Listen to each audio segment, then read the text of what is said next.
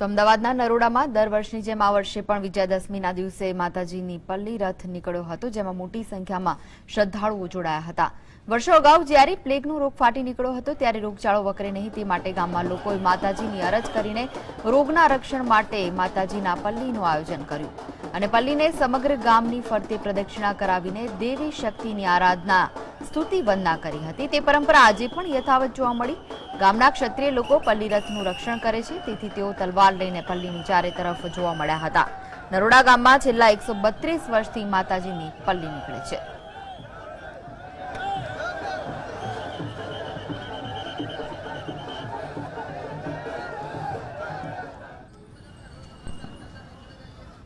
ક્ષત્રિય સમાજ છેલ્લા 132 વર્ષથી જોડે સંકળાયેલું છે અને આ દરેક સમાજને જોડે લઈને ચાલવાનું પ્રથા વર્ષોથી 132 વર્ષથી ચાલતી। પોલીસ પ્રોડક્શન પહેલેથી આપણે રાખીએ છીએ અને દરબાર સ્વયંસેવક દરબાર યુવક મંડળ નરોડા 200 થી 250 સ્વયંસેવકો છે। ગરબાનું એવું મહાત્મ્ય છે, અમારે જે તે સમયે અમારે વ્યાસોદય સમાજ વ્યાસ સમાજ ચાલતો હતો, એ લોકોને અહીંયા અમારે રામલીલા પણ થતી અને રામ રાવણનું યુદ્ધ પણ થતું અને એ સમયથી એમનો એ માતાજીનો ગરબો ચાલતો આવ્યો છે અને પરંપરા હજુ ચાલુ છે।